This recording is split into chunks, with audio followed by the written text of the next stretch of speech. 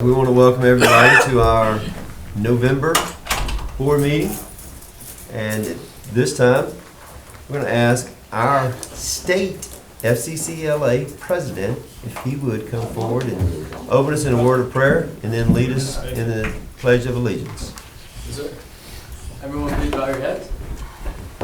Dear Lord, we come to you tonight and want to thank you for this opportunity to meet with our Board of Education. We ask that you bless everyone that is upon the north as they are receiving some very bad weather. We ask that you bless everyone to safe travels as we come home afterwards. And we want to thank you for all that you do and the veterans that fought for our country and make this the land of the home of the free. Yes. In your name we pray. Amen. Amen.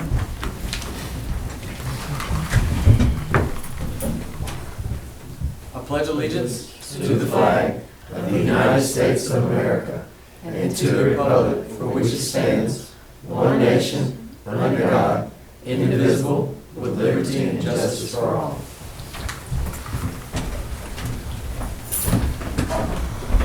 I actually gave your title, but I never gave your name. I think everyone here knows you, but Matthew Penrose. Yes, sir. And so we're thankful for you coming out tonight. Thank you.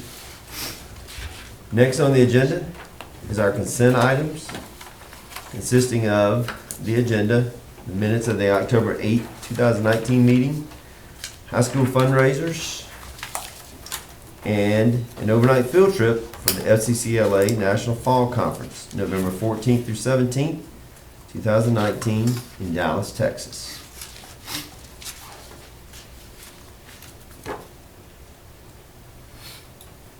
I have a motion by Mr. Madison to accept the consent items. Second by Mr. Heitman. All in favor? Opposed? 4-0.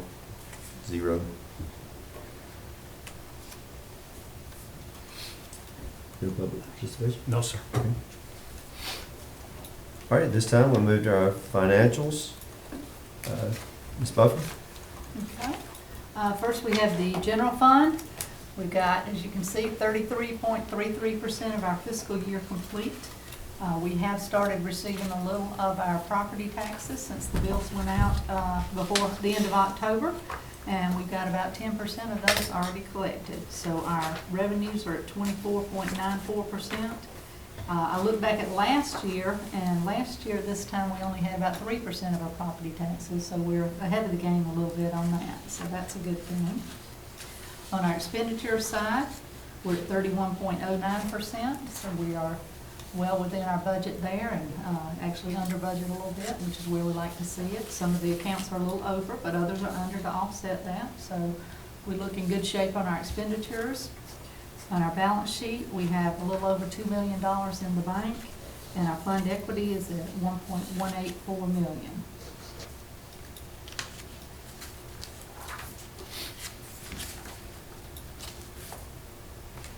On the SPLOST fund, you can see we have collected a little bit more than last year, not a little less than last month, but more than last year. Still above our budgeted amount of $50,000. I tried to do a little bit of research into the internet sales. I told Dr. Light that might possibly be some reason why it's a little bit more this year. And best I could tell, there was a change January 1st. It might have been July 1st. That if you had $250,000 in sales or 200 sales per year last year, you were supposed to start collecting sales tax in Georgia on internet sales, and so that may be helping us out. It said it would bring in a lot of money to the state of Georgia, which in turn also will help the counties. So, and I guess they do that by your mailing address when you put your zip code in. So, but that could possibly be one reason why our sales are up, and also, helping with local businesses. We've got several new businesses this year, so that's good. But that is looking good, and on our summary, you can see we've got about $303,315.49 in the SPOS fund. Our bond taxes are $448,394.39, so we've got about $751,000 toward that $1.1 million that'll be due April 1st. On our capital projects, no big change there. We haven't allocated anything to a specific project, so we've got about $52,000 there that will be available for a project if we need that.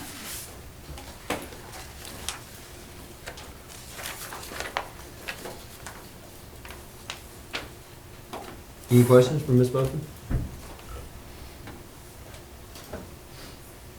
Okay, thank you, ma'am. Yes, sir. Next on the agenda is the 2021 school calendar. 2020-21 school calendar. We got together as a group, the principals and I, and reviewed the calendar after it was initially created. They made a couple of suggestions, a couple of improvements. It's similar to last year. The school year will begin on July 29th for teachers and will end on May 21st.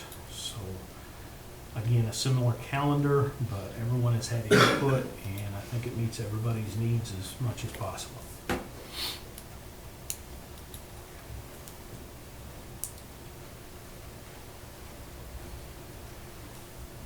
Any questions for the calendar? Ma'am? Why are we going back so early? Yes, why are we going back so early? It's really what we've been doing the last couple of years. This is actually a day later than what we did before, but we are within the same range that we have been since I've been here. Yeah, I know, but I still want to know why have we trended? And I know I didn't ask this the last few years, but why have we trended to go back so early? As you look at each month, there is a day off within each month. As you add those numbers up, there's only so many opportunities to get in the 90 days within that calendar. So as we present this to the teachers and the principals, there is adjustments that you can make and still get the 90 in. I have submitted calendars that start a little bit later and have submitted calendars that start a little bit earlier. And this is what the group seems to appreciate, is this calendar. So that's why we've stuck with it. I was just curious. I was cleaning out some stuff the other week when I came on my graduation date from high school, a long time ago. But we started school in September after Labor Day. And I graduated on the 21st or 3rd or something like that of May. And I'm wondering why we start so early and we get out about the same time. And I'm just wondering, with testing and everything, are all these holidays necessary? Does it help the student or hurt the student to have so many vacations or holiday time or days off from academics? I think That's just something I was Probably thinking helps about. teachers as much as anything. Having a day off is during the months. I don't know if there were, different requirements in the lengths of years back then. I don't know, that's why I'm asking.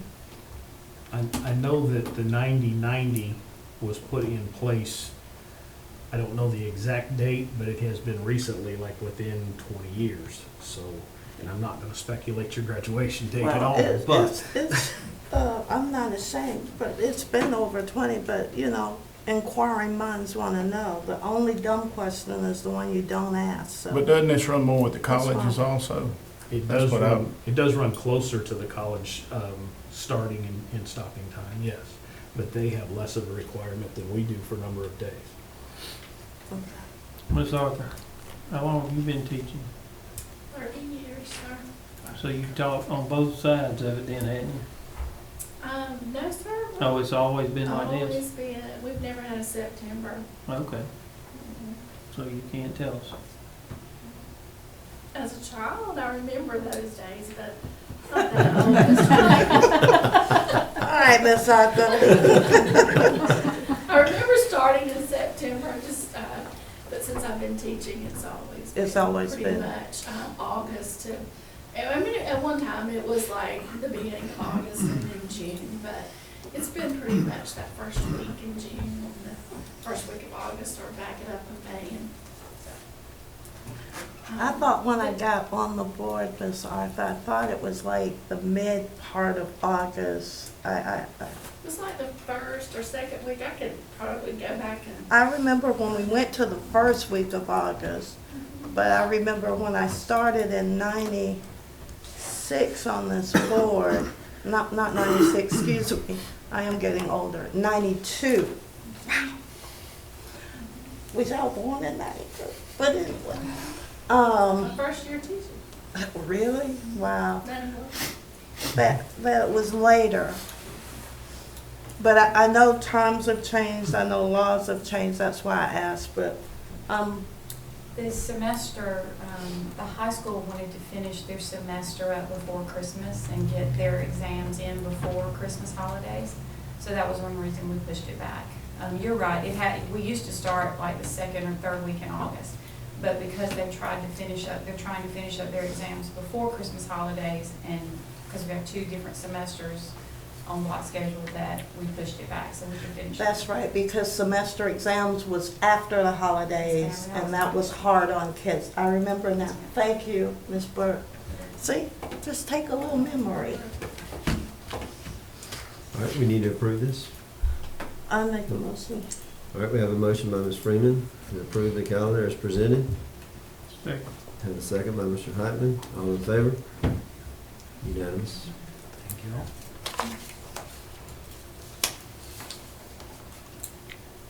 Next on the agenda is the cell tower lease.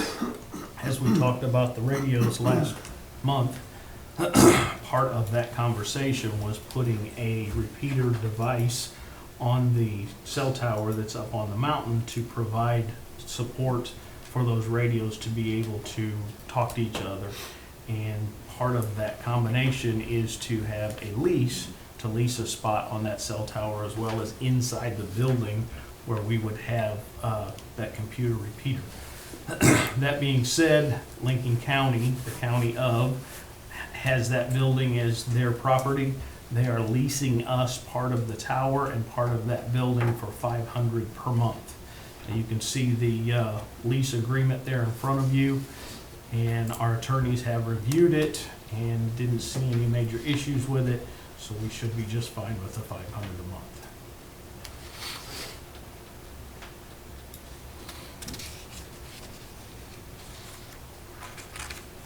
Mr. Chair, question. Yes, ma'am. What actually are we leasing for $500? We are leasing a space on the tower and we are leasing a space in the building for $500 a month, which also helps pay for the power that we're using with the computer devices that are inside that building.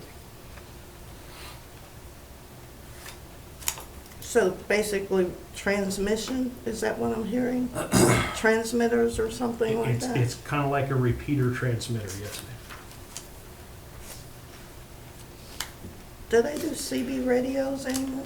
I'm sure trucks do, but And this was this part was discussed, when we approved the radios last month. We talked about it, this would be needed.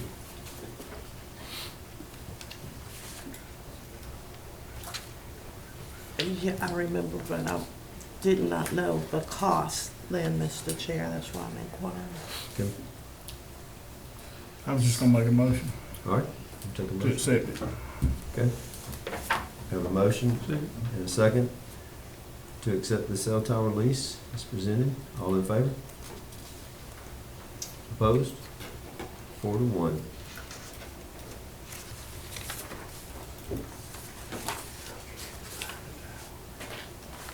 Next on the agenda is a lease agreement with Lincoln County Community Partnership. this is actually a extension of the lease that they currently have, trying to turn it over for another 3 years for the Lincoln County Community Partnerships. The CTA E-Wing in the very back of the old high school is where their consignment shop exists, called the Bell Ringer. And they want to continue with that, and they do a great job, in my opinion, the Community Partnerships does, with helping our students with the summer camp, as well as blessing bags and those kind of things. One of their means of earning some additional funds is to run that Bell Ringer consignment shop. And it's my recommendation that we allow them to continue in that sense for $600 per month. I know this has been asked before, since that is on the same electrical and water as a bus shop. Does that 600 cover all the utilities? No, that's better than Over It was in the high the school. year, that should cover the 600 should cover the electricity in that, for that building, yes. And in other words, for the year, when it's really cold, like it's gonna be tonight, it probably won't for tonight, but when it's mild, it will. So yes, over time, on an average, it will.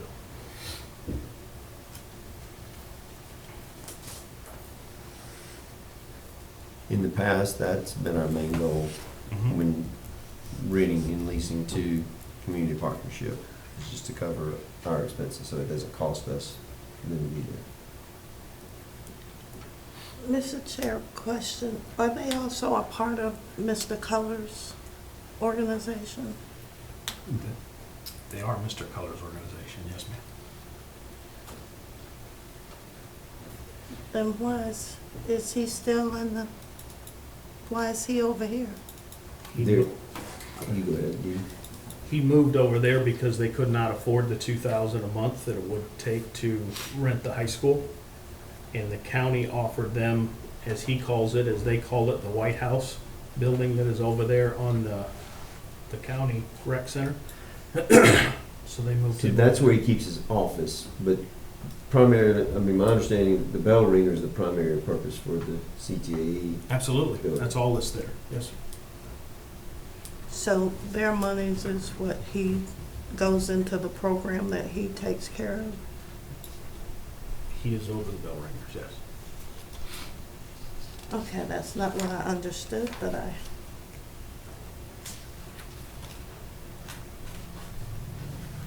I thought it was two separate entities, is how it was explained to me.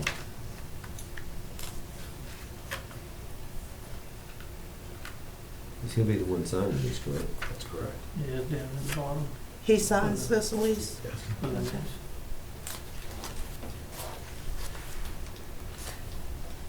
So they got their grant back, and now have monies? They did not get their grant back. They are applying for other grants.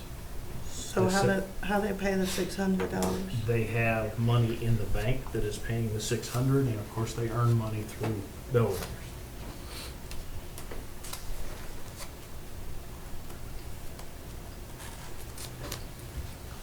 And that allows them to do these programs for that, right? Yes, sir. Okay. So this is a good thing for the community, right? I think it's a very good thing for the community. I'll make yes, a sir. motion. One more question Oh, I'm before, sorry. if you don't mind. Do they still do the after-school? Program. Mhm. The after-school support for, like homework and those kind of things, no, they're not Whatever doing they were that. doing after school? They're not doing that this year during the school year, no. So what program are they having for, they're engaging in any with our students? They are helping with the students by doing the blessing bags and the consignment shop right now, and hopefully, again, they'll repeat and provide a summer program. But during the school year, they did not have the funds to do the other. Okay. Thank you, Mr. Chair. Mr. Hartman? I'll make a motion. Okay, we have a motion from Mr. Hartman to accept Second. the lease as presented. We have a second by Ms. Barksdale. All in favor? Opposed? 4-1.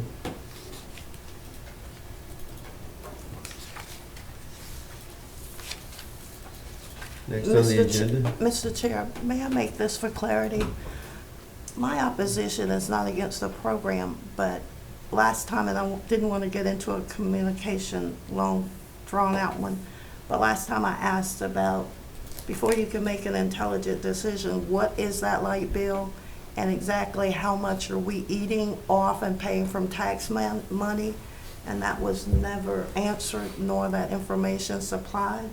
So at the cost of taxpayers, I'm not gonna vote to support a program that's not self-sufficient. Okay. All right. Okay, we're gonna go by what's up on our assembly agenda versus the printed agenda and CCRPI presentation. All right, you got upon the first 8 pages here. I didn't know who was gonna be in the audience here, so it's preliminary stuff that we already went through it, but it just show you where you can access the information so you can get all this data. It's all publicly released. It's not secret information, not embargoed. It is public. This 2019 CCRPI data for our district. And before I get into it, you may have read or heard about recent AJC article about Governor Kemp and Superintendent Woods. There's going to be a change to the CCRPI.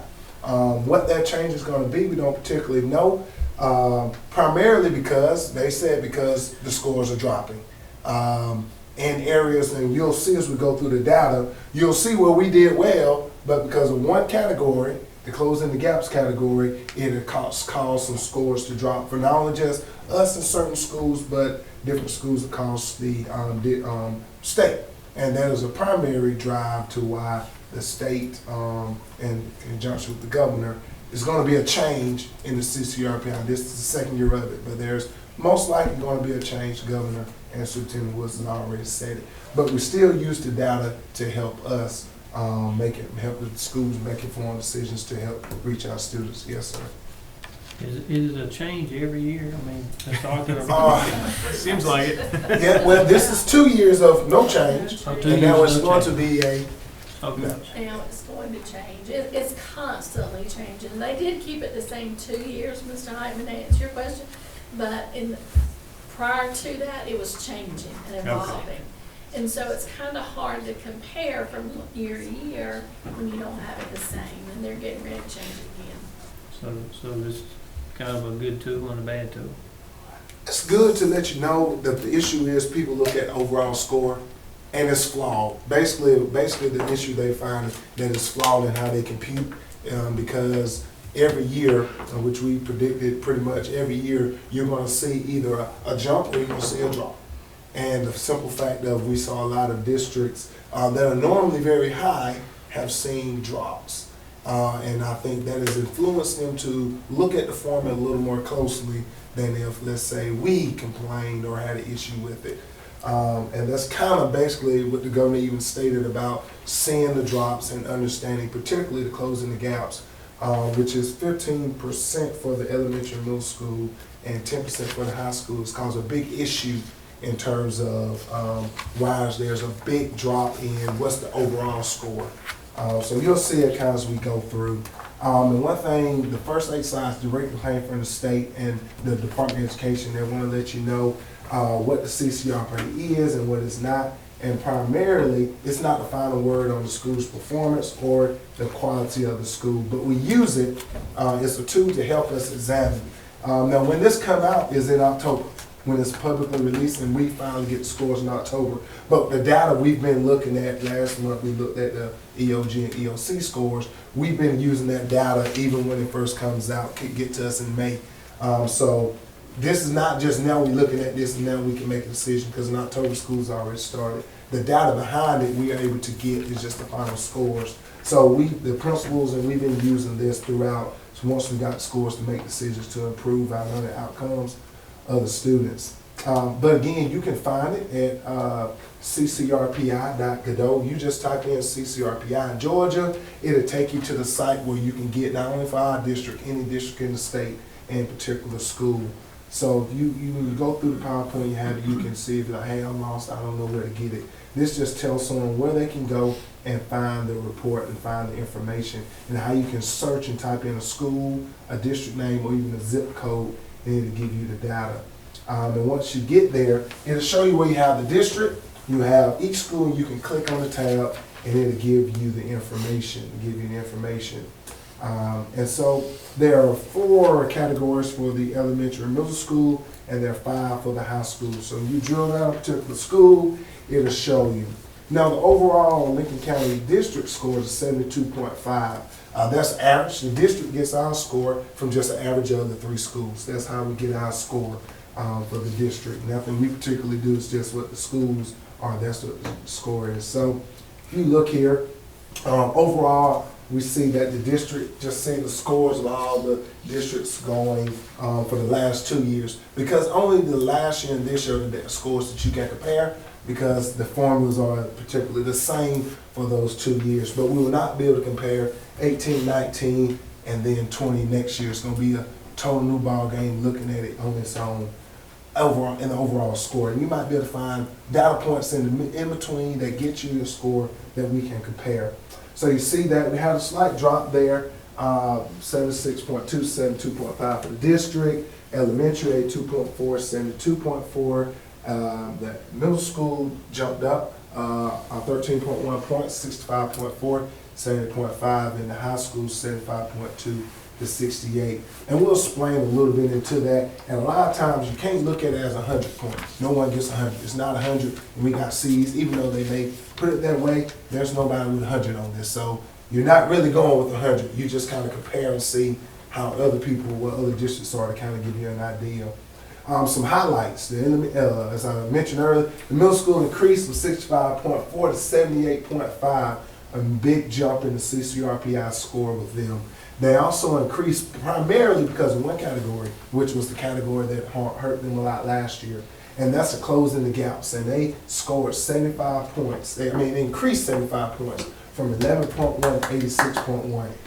That goes to a lot of things that they're going to discuss next month. Ms. Arthur and Ms. Burke may lead that, of things they did, of things they continue to do to help close that gap, which is basically they take what you got the year before and did you increase the students' scores the next year, which is the issue that the state is having, because you're comparing you're not comparing that student to that student. You're not comparing apples to apples, you're comparing apples to oranges. So you're comparing 6th grade this year to 6th grade last year, totally different students. So it's kind of hard to compare, and that's where the issue is coming in. But despite that, we made a big jump and still trying to work with whatever formula they give us. And the middle school did a great job, you see, increasing. Also, the increase in content mastery, 5 points. The elementary increased in progress, 2.5 points. And the high school increased in readiness, college and career readiness, 5.3 points. Some more highlights again. Elementary 75.6, and the content mastery progress of elementary 84.4, middle school 86.1, and closing gaps again at 75-point gain. Readiness 83.3 to elementary, and graduation rate continue to increase with the high school 86.0. So these are districts that are similar in enrollment of students and size to us, and you can kind of see where we compare with them. So that's kind of give you an idea of truly where we are. If you think about a 100-point scale, you're looking at it kind of equal. So you see where we are with schools that are similar to us in size and similar to us in enrollment and has a similar demographic to us. You can see where we fall within that range with those school districts.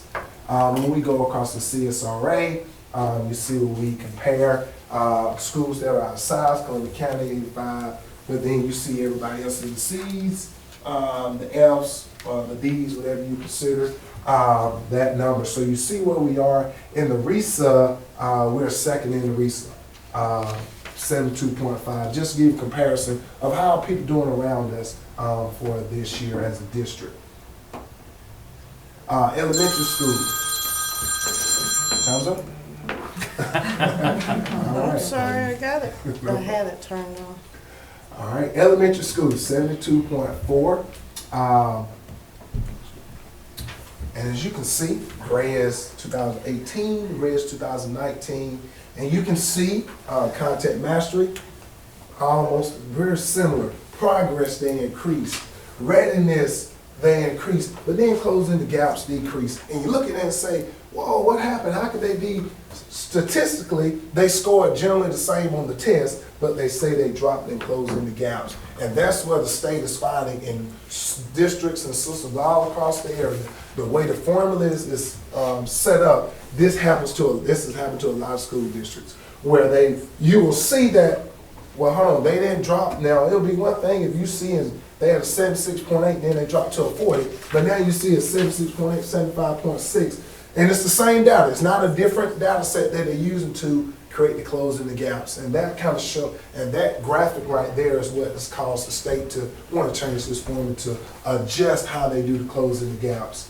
So you'll see across elementary did pretty well, but because of that one category, which again is using the same data that you use, same test to get this score, and that score in a way almost with the readiness, that if we had a drop there in the elementary school.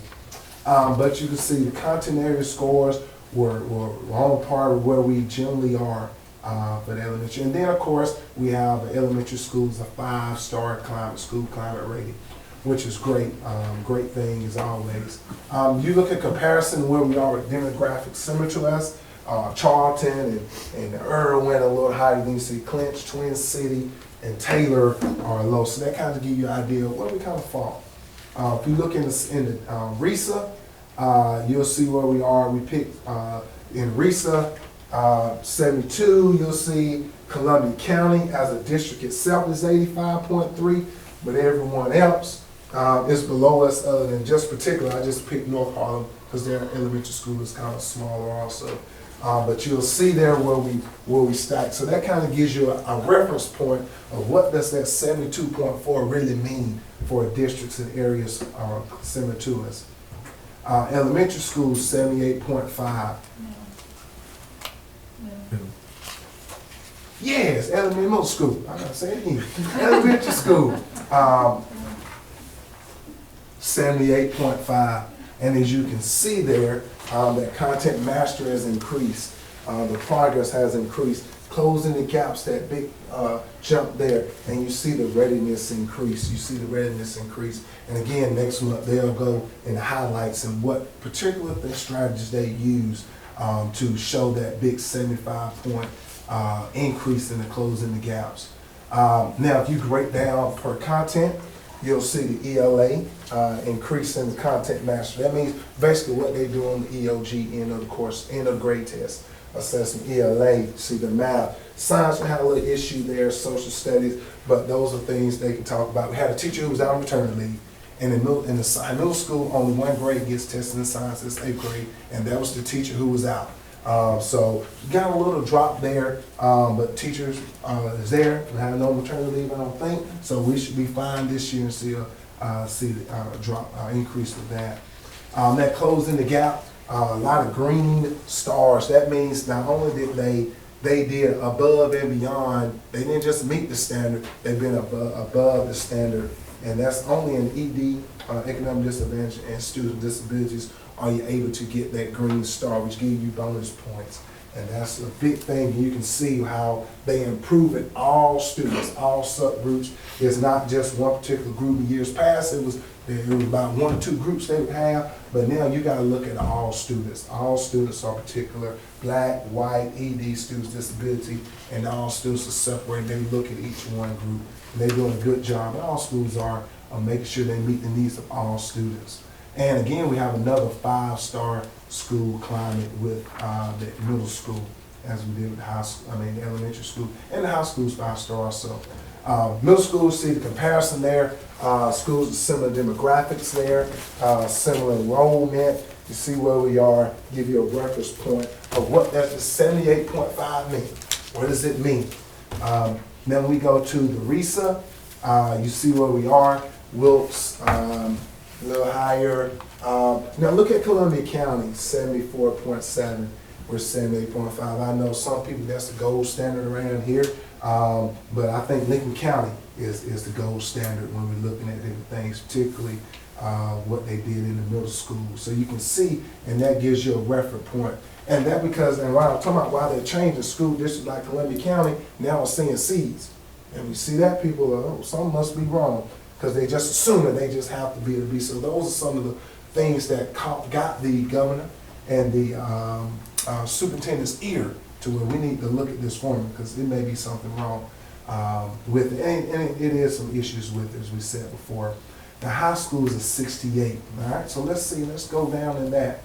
All right, so we have the content mastery dropped a little bit, progress dropped a little bit, closing the gaps that dropped, readiness increased, and graduation rate, we had an increase from year to year.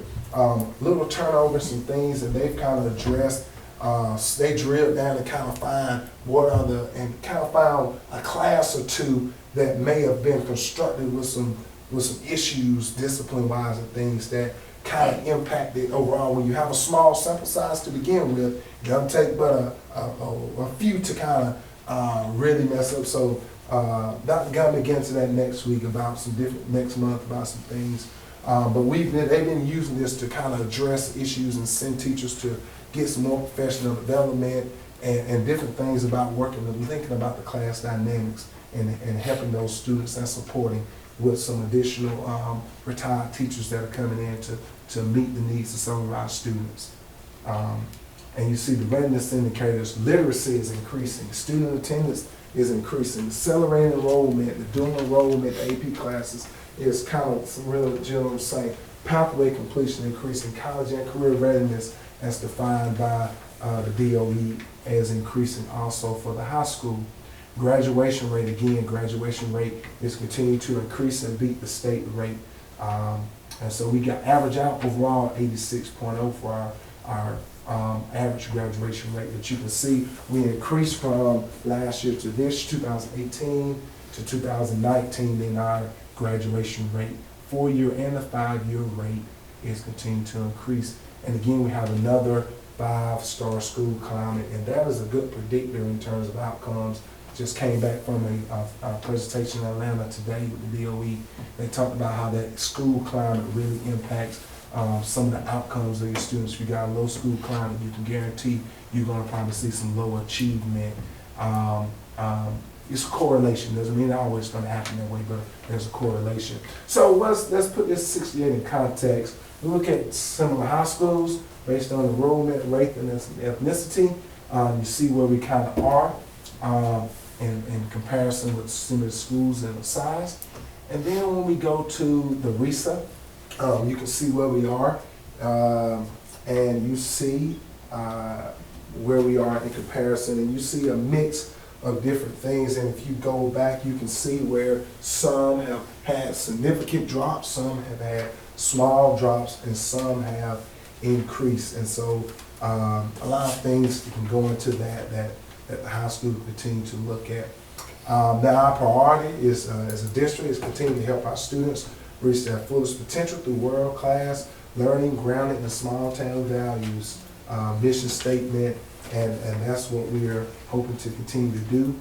And the teachers and we're working at this to help support the leadership so we can continue to improve, because we got to work with every accountability measure they give us. So we'll continue to work to improve. So that concludes our presentation of CCRPI data. Question, Mr. Williams. Yes, ma'am. You can sit. Okay. You can sit.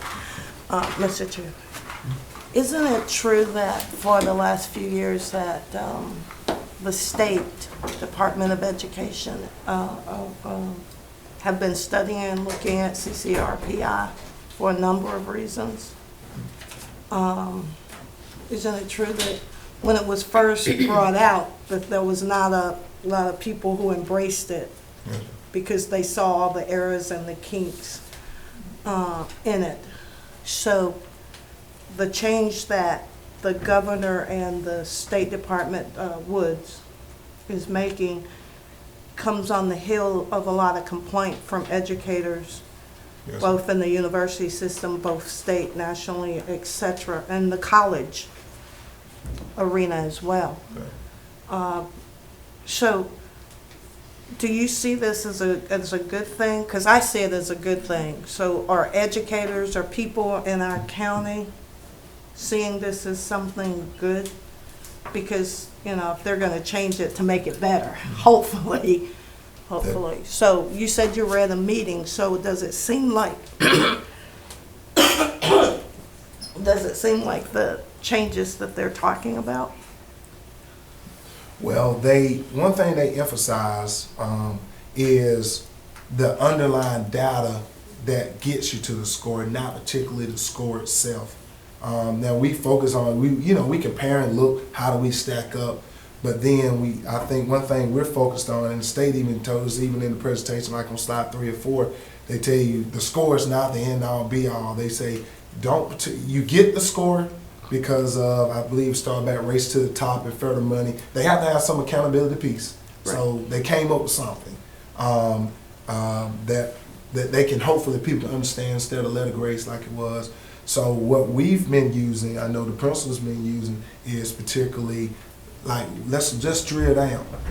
So what is our math achievement? All right, we see the score, but then let's go further. What subject is it? Is it algebra? Is it geometry? What standard? All right, is it a particular class? Or one thing they did, they reorganized the school last year of pulling out the students that were bubble kids that we see from the data. Students that are almost, when they were 5th grade and 6th grade and 7th grade, who were almost pulling them out and having those retired teachers to come in and tutor them. I believe we got now, Miss Reese is almost every day. 3 days. 3 days a week. I know elementary, we use Ms. Ellis and 4 teachers that come in. 2 teachers. 2 4 days a teachers. week. All right, and then the high school is using. So the main thing I think that we're trying to use it as is not looking at the overall number, which it's out there, you present it, but what's the underlying data and how can we use that to particularly, that's the tool that we can't get caught up in, and they suggest don't get caught up on the overall number. You need to figure out what's behind the number, and then if you work on that, then you'll see the number increase. But the way it's constructed with that closing the gaps, it's basically you're going to see seesaws. One year you're going to be high, next year you're going to be low, because you're not comparing the same group of students. You're comparing, she took Algebra 1 this year, and we're expected next year, the next group of Algebra 1 students have to do better than them, 3% better than them, but it's not the same students. So it would be more logical if we compare her from Algebra 1 and did she grow when she went to geometry, rather than trying to compare 2 distinct groups of people, which hopefully, I talked about it a lot, hopefully that's something as we get an opportunity, and I was talking to the math, one department of math, the mathematics at state level, even though we were talking about something else, I threw it out there, another Representative Gwinnett, of, hey, let's think about ways you can improve this.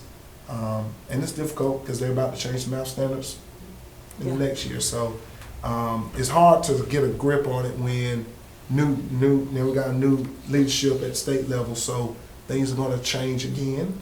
And if he lasts, and if he gets elected again, I'm pretty sure it'll stay consistent after this next change for 5 or 6 years. And then once the new governor comes in 6, 7 years, then we may be spinning our wheels again, or a new state superintendent. So, long story short, we use the data underneath to make informed decisions to improve the students.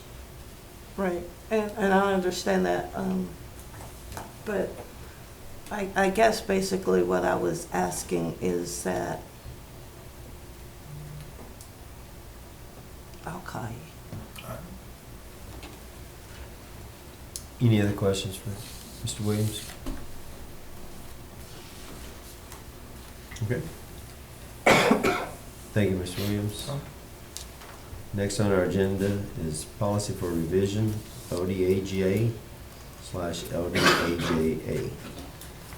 We had a discussion about this last month, and that discussion led to the addition of an additional sentence on page 5, section number 5. On page 2, section number 5.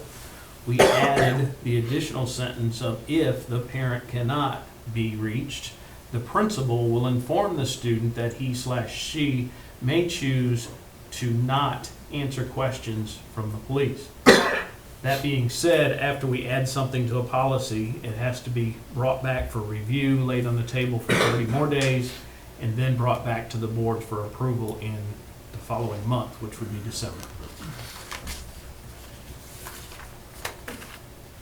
Any questions on this policy? Okay. Next, we have the superintendent's reports and informational items.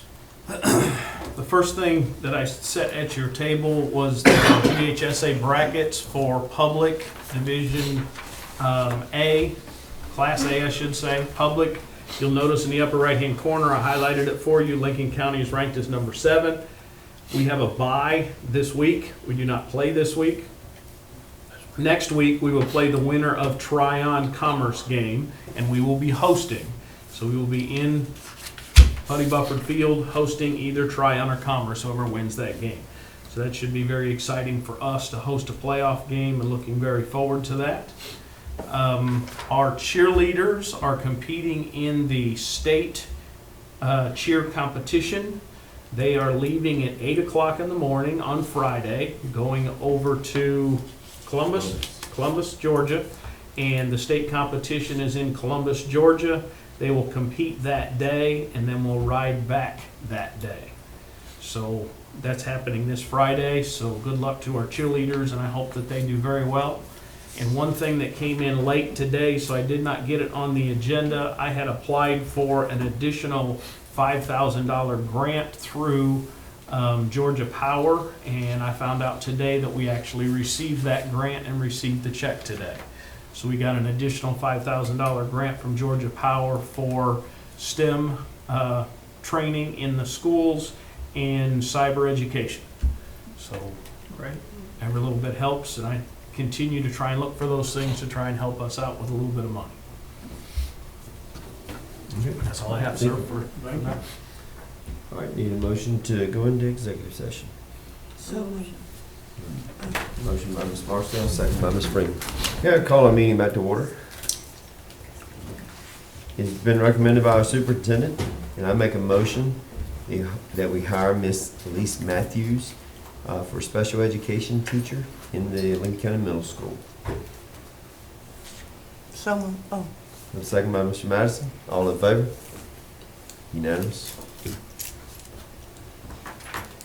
It is recommended, and I make a motion that we hire the following as full-time bus drivers: Michael Chastain, Floyd Turner, and Bruce Hazlett. And a second by Mr. Madison. All in favor? Opposed? 4-0. It is recommended, and I make a motion that we terminate the employment of Ms.